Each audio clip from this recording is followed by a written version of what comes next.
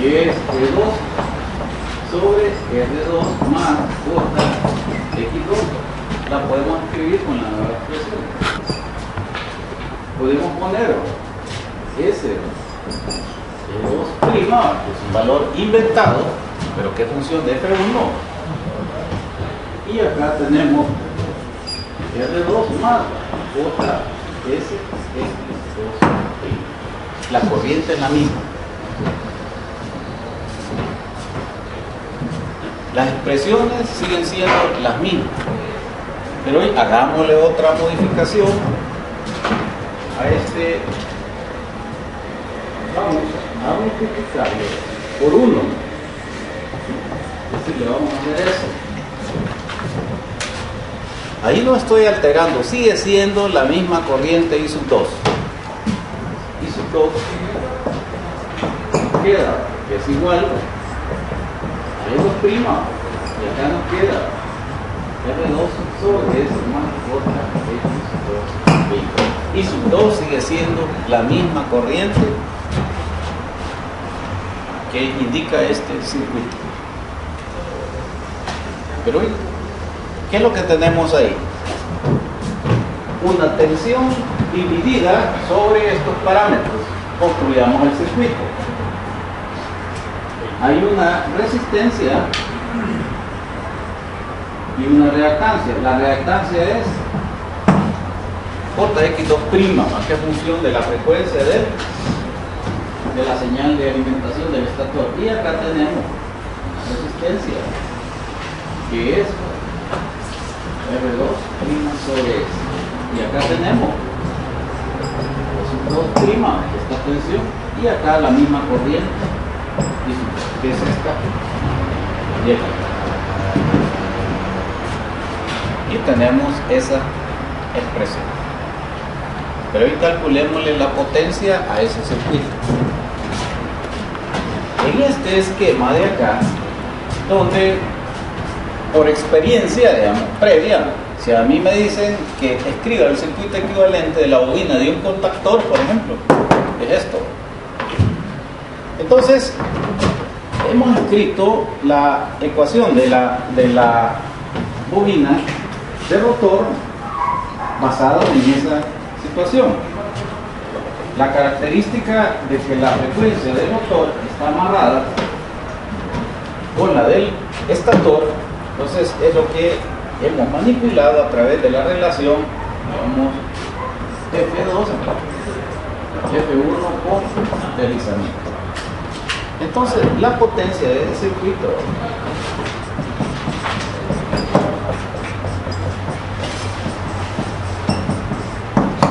aquí va a ser igual, otra vez Joule, I sub 2, la potencia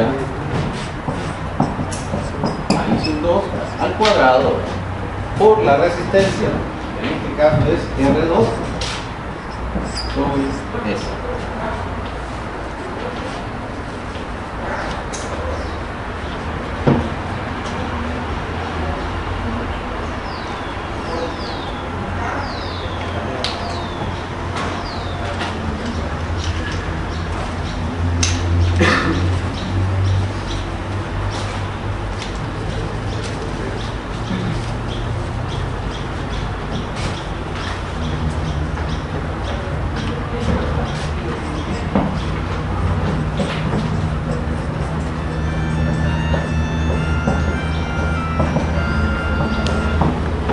Si suponemos que tenemos un deslizamiento, digamos, igual al 2%, que es un deslizamiento característico, por ejemplo, de una máquina catalogada como de aplicaciones generales de velocidad constante, ¿no?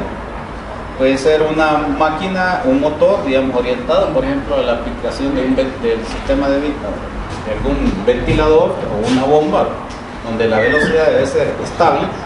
Entonces un valor del 2 al 3%, por ahí anda el deslizamiento. Entonces, si dividimos entre 100 este valor, eso equivale a esa cantidad. O también, bueno, es igual fuera. Entonces, si nosotros venimos y entonces decimos, mira, esta potencia nueva la corriente es la misma. El circuito no ha modificado, digamos, el resultado de I sub 2. Entonces, la magnitud del cuadrado. Pero R2 va acá, va sobre 1 sobre 50. Es decir, esto es 0.02 o es igual a 1 sobre 50. Entonces, acá tenemos, esto es 50 veces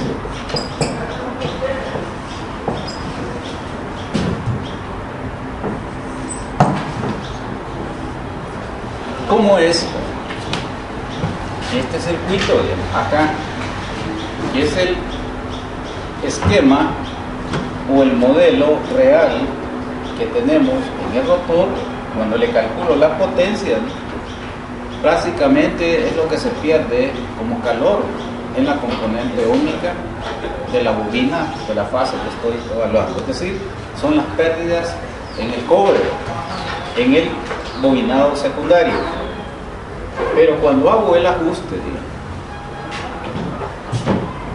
y hago el manejo, digamos, de la frecuencia F2, escribir en función de F1, cuando llego a este circuito, y entonces calculo la potencia, me sale que es 50 veces ese valor. Es decir, si lo descompusiéramos, tendríamos 49 cuadrado de 2 más mi cuadrado de 2. Eso es lo que estaríamos observando. Es decir, estoy considerando pérdidas en cobre, pero es 49 veces. Pónganle que si las pérdidas fueran es 1000 watts, por ejemplo, por calor en el cobre, entonces tendría 49.000, que no puedo explicar todavía. Entonces, aquí viene lo que les mencionaba. Cuando nosotros observamos este circuito, esta expresión es función de F2. Esta expresión, digamos, es función de F2. Esto es, digamos, cómo nosotros vamos viajando adentro del vehículo. Entonces, cualquier movimiento, digamos, que se dé dentro del vehículo tiene como referencia la estructura en la cual nosotros vamos tomando como nuestra, digamos, base de observación. Ahora bien, esto, ¿qué es lo que sucede? Que todas las expresiones, la tensión y la reactancia, ya no son función de F2, son función de F1, es decir, nos hemos bajado del vehículo. Entonces, la percepción de lo que pasa al interior del vehículo, digamos, ya no es en base a la estructura que está en movimiento, sino la estamos observando desde fuera. Entonces, esta potencia la estamos viendo desde el estator, desde F1. Y entonces, ¿qué es lo que estamos viendo? Que está fluyendo al rotor. Las pérdidas en el cobre y esta otra potencia que no podemos explicarla todavía. Cuando estamos montados en el rotor, la única potencia que vemos ahí es lo que se pierde el calor en el cobre. Es decir, esto es visto acá en el rotor. Aquí estamos montados dentro del rotor, pero esta otra no. Está el rotor, entonces lo estamos observando desde acá. Y lo que vemos es cobre más esta potencia que todavía no la podemos explicar. Entonces, la diferencia entre este manipuleo es que hemos cambiado la referencia del rotor a ser observada desde el estator. Entonces, desde el estator vemos que fluye más hacia la estructura que está en movimiento. Fluye las pérdidas en el cobre y esta otra potencia. Entonces, vamos a explicar qué es esa otra potencia. Para ello, digamos, vamos a mover o a manipular nuevamente este esquema. Denos chance. Entonces, otra vez nos vamos al rotor, con esa estructura. Esta cuestión, digamos, esto es lo que a veces hay que ordenar un poquito, digamos, en cualquier máquina, el transformador o el motor o en un generador, y son este comportamiento, digamos, cualitativo. Es decir, cuando nosotros observamos el sistema, cómo está compuesto, debemos de tener, digamos, una concepción de cómo es el proceso de funcionamiento de ese dispositivo para poderle aplicar luego estas herramientas. Entonces, si entendemos bien cuál es la ubicación, dónde estamos colocados, entonces es fácil saber cómo vamos a manipular matemáticamente, digamos, el modelo o el esquema, digamos, para encontrar lo que andamos buscando. Entonces nos vamos otra vez al rotor para entender y explicar esa cantidad excesiva, digamos, de potencia. Sí. No sé si ahorita es que va a explicar bien esa parte de cómo haces la separación del 49. Ahorita voy a separar eso. Es que, porque lo estaba viendo también con la relación del punto 003, que da 33. Ahí cómo tomaría la separación. Sí, pero digamos, la cuestión es que si te fijas, lo que tengo es una resistencia que varía con la velocidad. Hemos dicho que ese es el parámetro que se va a mover, ¿vale?, cuando la máquina esté operando y le esté demandando potencia. Es el efecto, digamos, de contraposición que tiene la máquina.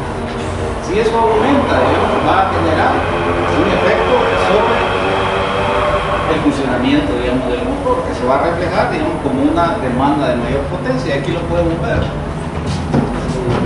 En la medida, digamos, en que esto se hace más chiquito, esta resistencia crece, ¿verdad? Si esto, digamos, se hace grande, entonces este resultado se hace pequeñito. Entonces, pero eso desde el punto de vista de acá, lo que hace es variar esta corriente por el ajuste. Entonces, cabal, tú lo que decís, esto es, digamos, ese es un complemento lo que hay que hacer ahí. Pero yo ahorita lo que quiero expresar es esto como un elemento equivalente de un circuito equivalente. Y es lo que vamos a tratar de establecer.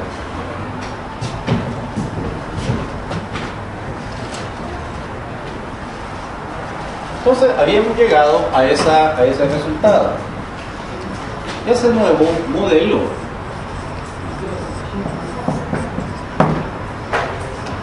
me dice que aquí tengo una resistencia que varía con una velocidad, una resistencia mecánica. Y acá tenemos una tensión, y acá la corriente eléctrica. Eso es lo que tenía. Entonces, esto es lo que vamos a hacer.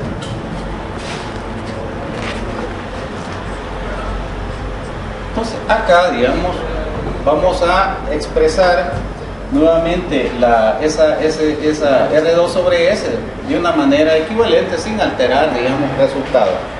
Y entonces aquí tenemos, si yo hago eso, no estoy alterando absolutamente nada de este valor, simplemente lo estoy escribiendo de una manera diferente. Entonces acá podemos escribirlo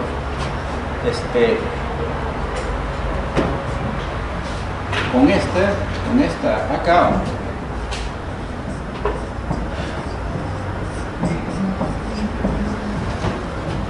de esa manera, y siempre sigue siendo R2 sobre S. Pero digamos, ya sacamos R2 de ahí de la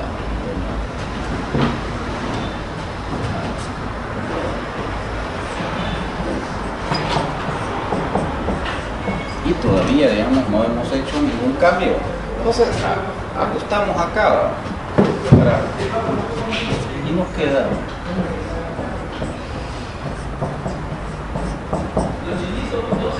y esto sigue siendo R2 sobre S. Es decir, no he cambiado nada. Pero ¿qué es lo que tengo acá? Dos resistencias, ya las logré separar, ¿verdad? Si yo sumo esto, ¿verdad?, obtengo este valor acá. Pero ¿qué es lo que implica acá? Esta es la resistencia propia, ¿no?, del secundario. Esto, y lógicamente si observamos, ¿verdad?, refleja, al relacionarlo con la corriente, ¿verdad?, refleja las pérdidas en el cobre, en el rotor. Esto es esta cantidad.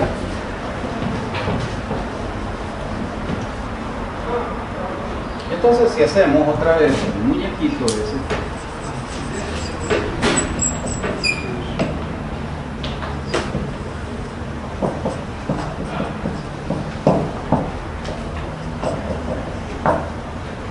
entonces podemos escribir primero la resistencia propia de la bobina, un valor fijo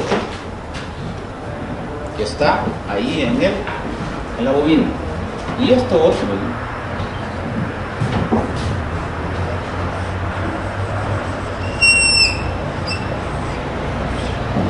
vamos a poner acá, lo vamos a definir como una resistencia mecánica. Mecánica porque está relacionada con una velocidad que es igual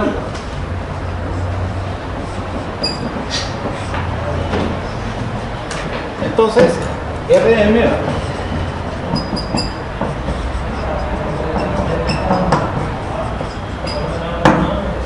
¿Y qué refleja esa resistencia? La potencia, digamos, mecánica.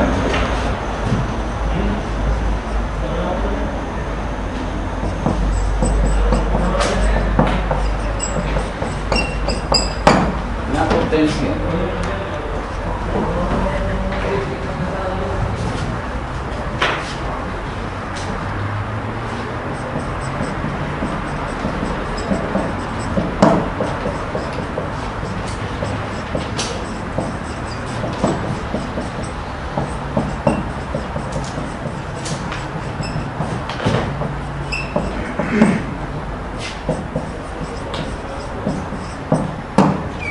Entonces, ¿qué es? Entonces, lo que tenemos acá, digamos, es como la fuente de potencia mecánica que nosotros vamos a tener, digamos, en el eje del motor. Acá vamos a tener, digamos, una potencia mecánica, ¿no?,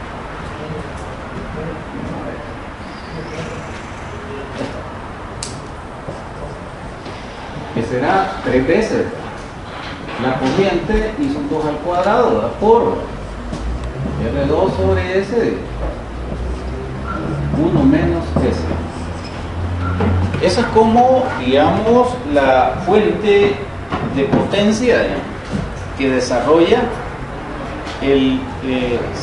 mecánicamente, digamos, y que podemos sacar hacia el exterior del motor. Ahora bien, como la estructura del rotor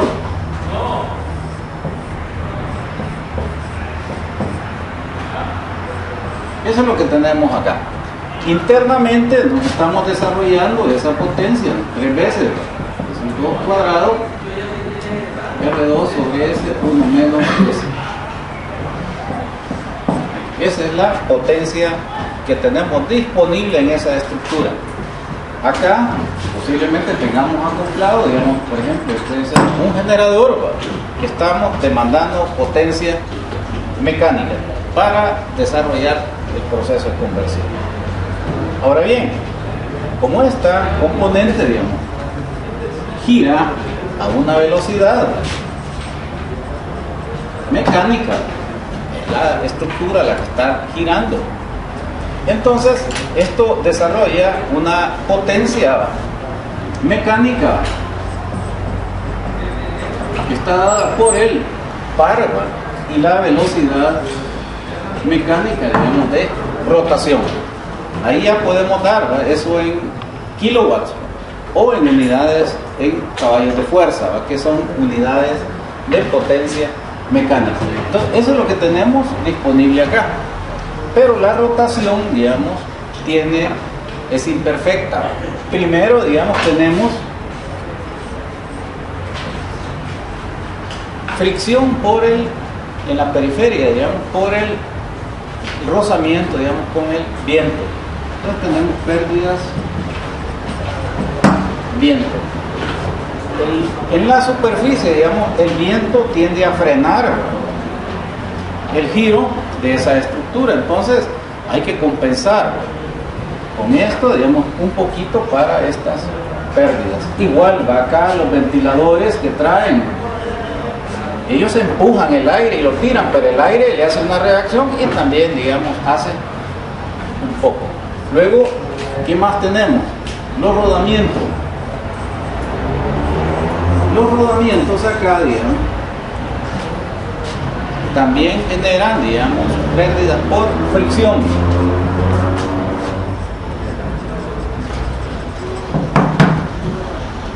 Entonces, ¿eso qué implica? Que acá, digamos,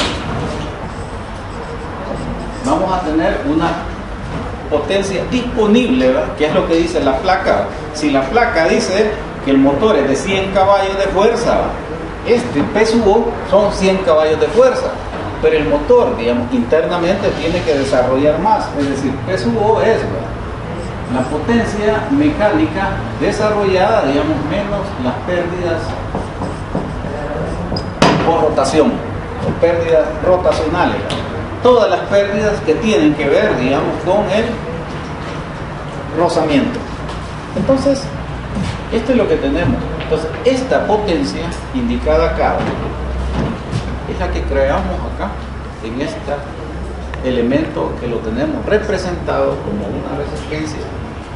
Entonces, las cualidades, las características, digamos, cuando uno observa la salida acá mecánica, depende del comportamiento de este parámetro, que es la velocidad, y de la cantidad de fuerza, digamos, de torsión, lo que puede hacer el motor, y que hace la diferencia, digamos, entre los diferentes tipos de máquinas. Hay máquinas cuya característica está indicada por este parámetro, son pura fuerza. Hay otros que desarrollan siempre este parámetro, pero su característica es que esa velocidad tiende a ser casi constante. Entonces, la salida acá, que es lo que dice la placa del motor, entonces tiene que vencer estas pérdidas. Entonces, la salida más estas pérdidas es lo que se da acá, o